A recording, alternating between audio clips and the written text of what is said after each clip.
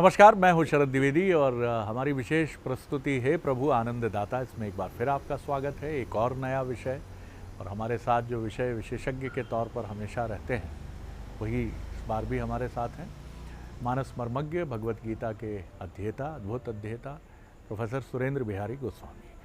और आज का जो विषय है वो विषय है समय का उपयोग, सदुपयोग, दुरुपयोग।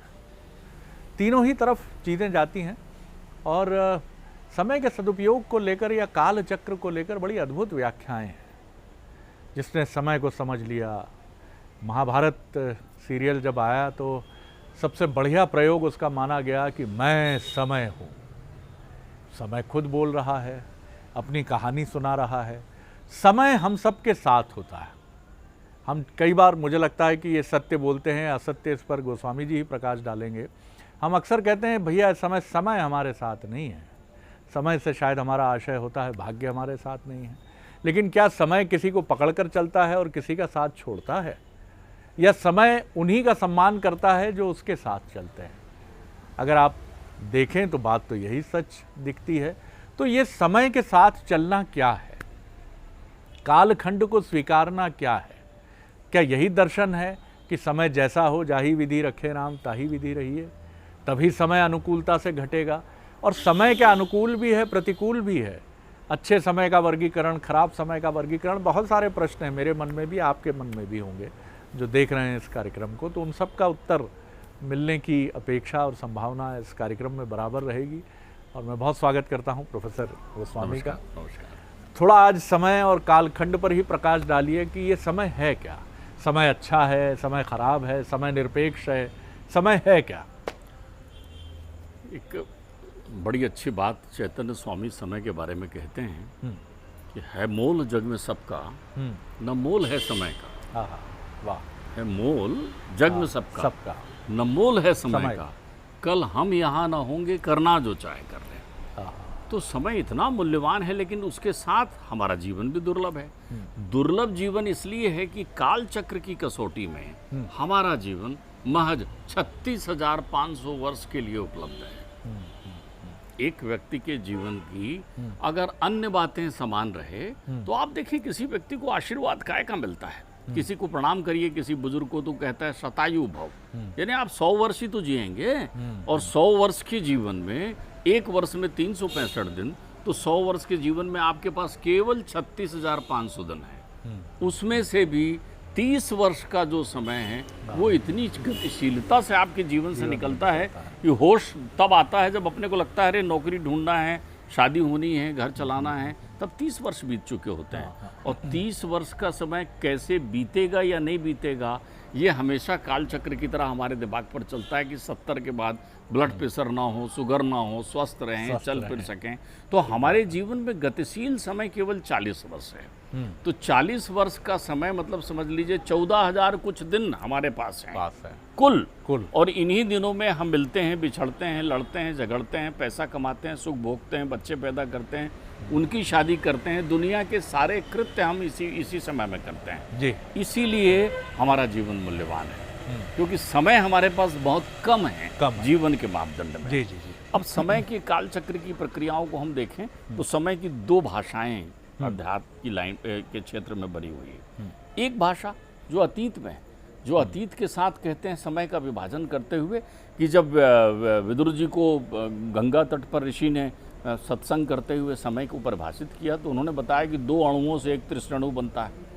काल चक्र को परिभाषित कर रहे हैं। 2 अणु मिलकर एक परमाणु बनाते हैं, 3 परमाणु मिलकर एक त्रिसरणु बनाते हैं, 3 त्रिसरणु मिलकर के 100 त्रुटि एक त्रुटि बनाते हैं, 100 त्रुटियां मिलकर के जो है वो एक निमेष बनाती हैं, फिर क्षण बनता है, फिर वेद बनता है। तो इस प्रकार से समय चलते चलते दंड तक पहुंचता है, और 2.5 दंड का 1 घंटा होता है। और इस प्रकार से जो है वो याम, प्रहर और इत्यादि की बातें वो करते हैं। ये समय की परिभाषा देख के सोचते हैं इतना मूल्यवान समय है ये समय। तो फिर ये समय की प्रक्रियाओं को मनुष्य क्यों ऐसे ही व्यतीत कर देता है, वो अपने चिंतन में कहते हैं। एक ऋषि हुए हमारे यहाँ भर्तरी, उज्जैन में हुए। तो उज्जैन में जब राजा भर्तरी हुए तो उन्होंने समय को दूसरे ढंग से परिभाषित किया। वो कहते हैं कालो न याता वय में हो याता। वो एक नई परिभाषा देते हैं समय की। वो कहते हैं समय थोड़ी भी व्यतीत होता है, हम गुजरते हैं। हाँ, बहुत अच्छी बात है। हम गुजरते हैं, हम गुजरते हैं। बोले समय तो एक खंड की तरह स्थित रहता है और उस समय से हम गुजर जाते हैं। वाह। कोई कहे कि मेरा बचपना बीत गया तो भरथरी कहते हैं कि तुम बचपने से बीत गए, पलट के देखो दूसरा बचपना वहां आ गया। पन तो वही विद्यमान है ना। कोई कहे कि मेरी जवानी बीत गई तो वो कहते हैं तुम जवानी से बीत गए, दूसरी जवानी आ गई है। तो समय तो अपनी जगह स्थिर रहता है, व्यतीत हम होते हैं, गुजर हम जाते हैं उस समय से। लेकिन हम किस समय से गुजर जाते हैं हमारे जीवन में ध्यान रखिएगा। भूतकाले भूतस्या वर्तमाने वर्तते भविष्यकाली भविष्यन्ति किम चिंताम करिष्यति। तो हमारी जो चीजें हैं, जो बीत गया उसे हम भूत बोल देते हैं, जो आने वाला हो गया उसको भविष्य बोल देते हैं, और एक वर्तमान हमने सुनिश्चित कर रखा है। तो समय के ये 3 खंड हमने अपने हिसाब से बना करके रख दिए हैं। भूतकाल बना लिया। अब देखिए, भूतकाल एक सामान्य काल नहीं है। भूतकाल वो आधारशिला है जिस पर वर्तमान टिकता है। भूतकाल बुनियाद है, उस पर वर्तमान बनता है और वर्तमान सुशोभित होता है, भविष्य काल श्रृंगार करता है उस वर्तमान का। इस प्रकार जीवन रूपी एक घर आपका बनता है जी। लेकिन आप इस भूतकाल में, समय की एक और परिभाषा है, आपके जीवन से व्यतीत हो जाने वाला एक भी क्षण भूतकाल बन जाता है। जब हमने ये वार्तालाप प्रारंभ की थी द्विवेदी जी, तो वो जो समय था वो भूतकाल बन चुका है हमारा। बिल्कुल ठीक। क्योंकि जिस क्षण को गुजर गया वो क्षण हमारे जीवन में पहली और आखिरी बार आया। अब इसके बाद कभी नहीं आएगा। अब नहीं आएगा। अब नहीं। यदि हम कहें कि हमें आज इतने मान लीजिए 5:10 पर हमारी आपकी संभाषण हो रहा है, तो आज यदि दिन सोमवार का है और 5:10 है और तारीख में यदि आज मान लीजिए 23 तारीख है, तो ये 23 तारीख का 5:10 का दिन हमारे जीवन में पहली बार आया और आखिरी बार आया। आप कहेंगे कल आएगा, दिन दूसरा होगा। आप कहेंगे वही दिन आएगा, हफ्ता दूसरा होगा, वही हफ्ता आएगा, महीना दूसरा होगा, वर्ष दूसरा होगा। तो हमारा प्रत्येक क्षण मनुष्य के जीवन में पहली और आखिरी बार आता है, हम ये भूल जाते हैं। जी जी जी। प्रत्येक क्षण मनुष्य के जीवन में पहली बार आता है और आखिरी बार आता है। आप किसी से ऐसे किसी व्यक्ति से मिलें जो आपके जीवन में खुशहाली या आनंद या सूचना लेकर आ रहा है और पहली बार आ रहा है, आप उसका कैसा स्वागत करेंगे? और आखिरी बार भी आ रहा हो तो उसका कैसा स्वागत करेंगे? मनुष्य अपने जीवन में भूतकाल की जिस प्रक्रियाओं को, बीते हुए कल की जिस प्रक्रियाओं को सहज भाव से अपने स्मरण में लेके निकल जाता है, वो इसलिए भविष्य का निर्माण नहीं कर सकता क्योंकि भूतकाल जो क्षण अभी बीत गया वो चिंतन में नहीं बीता, वो कर्मशीलता में नहीं बीता, वो आनंद में नहीं बीता, वो प्रमाद में बीत गया, समय निकल गया। समय की गतिशीलता आप समझिए। 3 घंटे एक चलचित्र को देखते हुए आप बैठ जाइए, 3 घंटा। अब चूंकि आपका मन वहाँ रम गया है, तो 3 घंटे का समय उस चलचित्र को देखते हुए कब बीत जाएगा आपको नहीं मालूम चलेगा। लेकिन रेलवे स्टेशन पर जिस समय आप अकेले खड़े रहेंगे ना श्रीमान जी, तो 15 मिनट का समय भी आपको बोझिल करेगा, क्योंकि तब आप सन्नाटे में हैं। तो समय इतनी जल्दी नहीं बीतता, वो 15 मिनट बताता है कि मेरी दूरी कितनी है। हमारे जीवन में उस समय की मूल्यता को ध्यान नहीं है कि जो इतने आराम से हम खर्च कर रहे हैं वो क्या है। समय को हम 4 भागों में विभाजित कर सकते हैं। समय की महत्ता इसमें है कि हम समय को 4 भागों में विभाजित कर सकते हैं। अतीत, वर्तमान, भविष्य और तत्कालिक चल रहे चिंतनों को सहज भाव में समझना चाहें तो इसको विभाजन ऐसा हो सकता है: इंतजारी, बेकरारी, फौजदारी और रिश्तेदारी।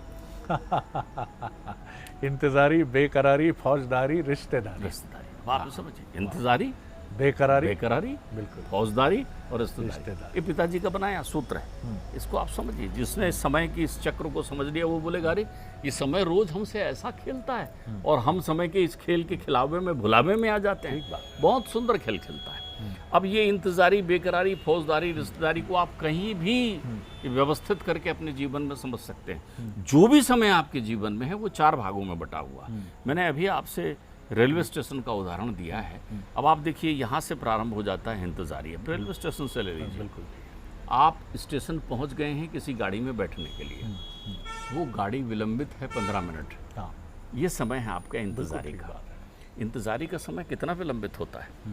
15 मिनट से 30 मिनट हो जाए तो आप कहाँ जाएं, क्या करें, कैसे करें? आप अकेले हैं, जीवन में भी आप अकेले हैं। ये जितने रिश्तेदार नातेदार सोच दिख रहे हैं, सब दिख रहे हैं। संग न देंगे बंधु बराती, संग न देंगे जीवन साथी।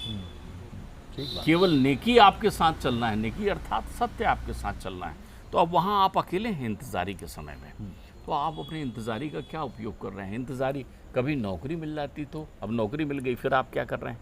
उस समय तो आपने बड़ी परिकल्पना की थी कि ये करके दिखा दूंगा, वो करके दिखा दूंगा। कभी घर में कुछ करने का अवसर मिल जाता तो इंतज़ारी, आपने ऐसा किया। एक बार मुझे टेस्ट में, परीक्षा में बैठने का अवसर मिल जाता तो आपने क्या किया उससे? ठीक बात है। आप तो वहाँ थे ही नहीं ना। बेकरारी और आप थे बेचैनी नहीं भी नहीं। बनी रहती तो है। आपकी इंतज़ारी आपने जी। चूंकि सन्नाटे में बिता दी। अच्छा होता कि उस समय आप कुछ पठन पाठन कर रहे होते, या उस समय आप अपने कुछ व्यवस्थित कर्तव्यों का निष्पादन कर रहे वो होते। आप नहीं कर रहे। व्यवस्थित कर्तव्य कौन सा? जहां आप खड़े हैं, आपको मालूम ही नहीं कि S4 में आपको बैठना है, 15 मिनट का समय आपको मिला है, आप S8 के सामने खड़े हैं। आपने ये भी नहीं देखा कि S4 कहाँ पर है, ठीक बात है। कहाँ मुझे जाना है, सामान कैसे उठाना है, कौन सा सामान कहाँ रखा है, इसका कोई आपने सृजनशील उपयोग नहीं किया इंतजारी का। बेकरारी, ट्रेन आ गई, आपने ध्यान दिया, अरे वो मेरा डब्बा तो पीछे रह गया, आपने तो सुना ही नहीं ना, वो बता रहे थे कौन सा डब्बा कहाँ आएगा आपका। तो कोई बेकरारी समय, इतनी थी। तो अब आप दौड़े और जैसे तैसे दौड़ते हुए भीड़ में धक्का मुक्की के बीच में आप डब्बे के अंदर घुस गए। तो चूंकि आप इंतजारी का समय आपका अच्छा नहीं बीता, इसलिए बेकरारी भी आपकी खराब रही। और आप इसी बेकरार बेकरारी होते ही में नहीं। फौजदारी की तरफ मुड़ जाते हैं। हाँ, अब आप ऊपर पहुंचे, झगड़ा हो गया। बहुत सुंदर, यही बात कह रहा हूँ। ऊपर पहुंचे तो सीट के लिए लड़ाई हो गई, जी। बैठ गए, जबकि आप देख रहे हैं कोई किसी आदमी ने बड़ी सहजता से कहा, भाई वो तो आराम से बैठा चला आ रहा है ना। आपने कहा ये 65 नंबर की सीट मेरी है। हाँ। अच्छा, आपकी है, बैठिए। हाँ। लेकिन आपको तकलीफ है, आप कैसे बैठे? उठिए, आप उठिए। अब आप उससे तकरार कर रहे हैं, झगड़ा हो रहा है। आप देखना, रेल में जितने भी तकरार होते हैं, जितने भी झगड़े होते हैं, वो सब केवल बातों तक ही सीमित रहते हैं, कभी यथार्थ रूप धारण नहीं करते, क्योंकि वो बेकरारी के बुलबुले हैं, फौजदारी के बुलबुले हैं। तो जीवन में भी संघर्ष आता है। पति पत्नी की लड़ाई हो गई, पिताजी से अपवाद कर दिया आपने, ये समय का उपयोग कर रहे हैं आप। और फिर रिश्तेदारी में उलझता है अंतिम फिर चरण। आखिरी जब तक रिश्तेदारी होती तब तक तो स्टेशन आ जाता है। मृत्यु रूपी जो है, तो जीवन में जब अंतिम आपको पड़ाव जो है वो समय पहुंच जो जाता है। तो अब यहाँ पर जब आप रिश्तेदारी में बंधे, आबद्ध हुए, तो समय की मिठास की झलक आपको मिली। तब मीठा खाने का शरीर नहीं रहा, तब घूमने फिरने की योग्यता छोड़ दी आपने, तब जिनसे बात करना था वो चले गए, जिनको सुनना था वो फोटो बनकर रह गए। आप याद कर रहे हैं कि मेरे पिताजी ऐसा कहते थे। तो समय आपको अपने वर्तमान में वर्तते रहने की प्रेरणा देता है। वर्तमान में रहना ही समय का सबसे बड़ा संदेश है, सर्वोत्तम उपयोग जी। जिसका अभाव हमें बेचैन करता है, जिसका अभाव हमें तनाव देता है, जिसका अभाव हमें एकाग्र नहीं करता। ना अतीत में गोता लगाने का कोई लाभ है और ना भविष्य में प्रवेश करने से कोई फायदा होना। भूतस्य, इसलिए भूत का भूतकाले भूतस्य। अब बहुत सारे लोग तो अपने जीवन में भूतकाल की उस घटना को लेकर वर्तमान वर्तते रहने का आनंद नहीं ले पा रहे हैं कि बहू ने बाएं हाथ से पानी दे दिया था तो मैंने बात करना बंद कर दिया। पति अपनी पत्नी से बोल रहा है उस दिन तुमने ऐसा कर दिया था इसलिए बात करना बंद कर दिया। लोग बोल नहीं रहे हैं, अबोला हैं, रूठ गए हैं रिश्तेदारों से, नातेदारों से, जैसे समय उनकी बपौती है और वो बाद में जो है वो कर लेंगे, क्षतिपूर्ति कर लेंगे। वर्तते, क्योंकि एक क्षण जो आपके जीवन में आया है वो पहला और आखिरी आया है, इसलिए तो समय मूल्यवान है। आप क्या कर रहे हैं? वो वादा कर गए, जी, वो वादा कर गए 5वें दिन का, किसी से सुन लिया था जिंदगानी 4 दिन की है। तो समय आपको 5वें दिन की उस श्रेणी में, तो अब काल चक्र जो है वो अपनी गतिशीलता में जब आगे बढ़ता है तो आपको वर्तते रहने से क्या फायदा होता है? वर्तते रहने से ये होता है कि आप वर्तमान को एकाग्र भाव से जीते हैं। आप वर्तमान में जो भी कुछ करते हैं वो सजग भाव से करते हैं। आपको मालूम है कि कल मैं रहूं ना रहूं, अंग्रेजी में एक कहावत है, yesterday is better than today and today is better than tomorrow, because yesterday become today and today will become tomorrow. बीता हुआ कल आज से अच्छा है, आज कल से अच्छा होगा, क्योंकि कल से आज बना है और आज से कल बनेगा। तो जो वर्तते रहते हैं, वर्तमान में रहते हैं, बहुत उनका सुंदर जीवन सूत्र जो है, सुदृढ़ बहुत होता है। सुंदर सूत्र है। और आज पूरी समय की दार्शनिक अवधारणा पर एक बहुत सुंदर कविता मुझे ध्यान आई है, शायद रमानाथ अवस्थी जी की ये कविता है जो छायावादी गीत के प्रवर्तक माने गए। देह मिली है दुख भी मिलेगा, सबने सहा है तू भी सहेगा। प्यास यानी तृष्णा, इच्छा, प्यास का कोई गांव नहीं है, चलती है पर पाँव नहीं है। इसमें बहे सब तू भी बहेगा, क्योंकि तृष्णा की नदी है, उसमें बहना हम सब की नियति है। और कुछ दिन जैसे चाहे रह ले, फिर तो तू भी नहीं रहेगा। तो यही हमारी छोटी सी कहानी है जिसको बहुत सुंदर प्रोफेसर गोस्वामी ने हमें बताया कि ये जो 4 खंड होते हैं, इन 4 खंडों में ही चाहे आप बात करिए इंतजारी, बेकरारी, फौजदारी, रिश्तेदारी, और जिसको अवस्थी जी अपने गीत में पिरोते हैं कि दुख भी मिलेगा, देह मिली है तो तृष्णा की नदी है, बहता भी चला जाएगा, और फिर अंतिम स्टेशन आ जाएगा, राजा हो रंक हो कुछ दिन रह ले, फिर तो तू भी नहीं रहेगा। तो इसके बीच में वर्तते, क्या वर्तते? वर्तमान में रहना।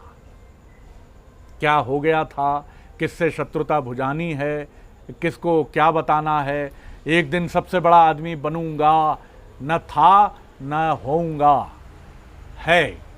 प्रेजेंट टेंस में रहिए सर, यही मूल मंत्र है और बहुत सुंदर चर्चा रही। मैं एक बात और जी, समाप्त वक्त कम है। हाँ, इस पर मैं एक चिंतन और कहूँगा। हाँ, समय से कोई नहीं जीत सकता, समय को बलवान कहते हैं, लेकिन अध्यात्म समय को बलवान नहीं मानता। अध्यात्म कहता है समय से हारने वाले सारे लोग अधीर होते हैं, जो धीरज वाला होता है वो समय को जीत सकता है। बिल्कुल ठीक बात है। इसीलिए धीरज धर्म मित्र और नारी कहा गया। आपत्काल परखिए। तो जिसने धैर्य धारण कर लिया, धैर्य धारण करने वाली किनको कहा गया? महतारी को, नारी को, पृथ्वी को धीरज वाला कहा गया। ये अपना धैर्य नहीं छोड़ते कभी भी। तो जो कालचक्र की प्रक्रियाओं के जो प्रणेता हैं, जो देवता हैं, सूर्य हैं, वो देखते हैं कि धैर्यवान कौन है। और धैर्यवान जो होता है, धैर्यवान किसान होता है, धैर्यवान स्त्री होती है, और धैर्यवान वीर होता है। तो समय को जीतने वाला धैर्यवान होता है, जिसने महाभारत में क्या हुआ?